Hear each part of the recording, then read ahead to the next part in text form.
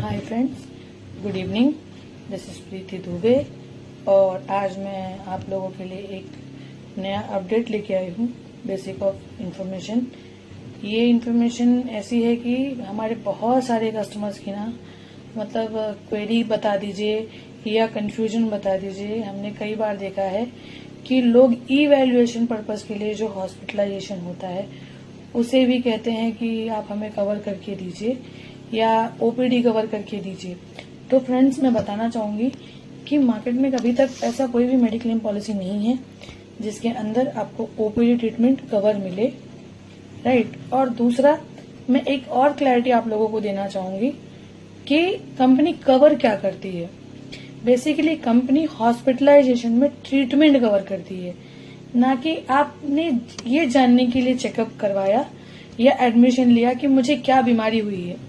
कई बार लोगों को चेस्ट में, पेट में दर्द होता है, वो एडमिट हो जाते हैं।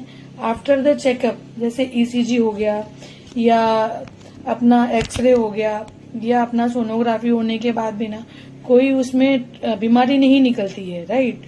तो ऐसे में वो हॉस्पिटलाइजेशन जो होता है वो हॉस्पिटलाइजेशन कहीं भी कवर नहीं होता है, क्योंकि ये जो एडमिशन हुआ है ये just because of evaluation purpose से हुआ है कि ये आपने जानने के लिए किया है कि क्या बीमारी हुई है।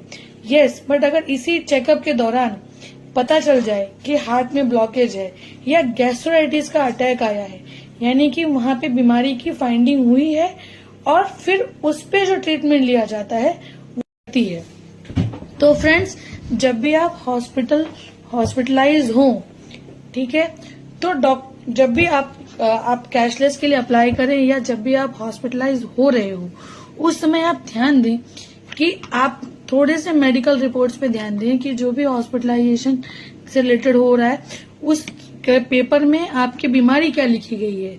सिर्फ ब्लड टेस्ट कर लिया, एक्सरे कर लिया, सोनोग्राफी कर लिया और फिर आपको बोला जाए कि अरे ये तो कंपनी आपका कवर ही नहीं कर रही है, तो दिस इज टोटली रॉन्ग। आप एक बार है ना उनको बोलिए कि आप इसमें बीमारी क्या फाइंडिंग्स में लिख रहे हैं वो मुझे बताइए। उसके बाद में अपने कंपनी के आरएम से या अपने जो एजेंट है मैं उनसे बात करूंगा कि ये मेरी बीमारी क्यों नहीं कवर हो रही है।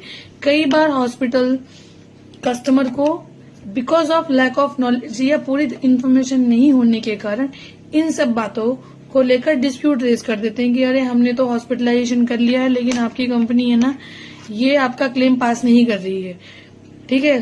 तो हमें ये चेक करना है कि जो मेरा क्लेम है वो वैलिड है या नहीं है, राइट। कि सिर्फ चेकअप कर लिया, कोई उसमें बीमारी नहीं निकली और आप बोल रहे हो कि मुझे क्लेम दे दें। नहीं, इवैल्यूएशन पर्पज से रिलेटेड कोई भी हॉस्पिटलाइजेशन कवर नहीं होता है। लेकिन जब भी कोई हॉस्पिटलाइजेशन होता है तो हॉस्पिटलाइजेशन के पहले 60 दिन आपने जो भी ट्रीटमेंट लिया है और हॉस्पिटलाइजेशन डिस्चार्ज होने के बाद 180 दिन आप जो भी ट्रीटमेंट लेते हो वो कंपनियां कवर करती हैं।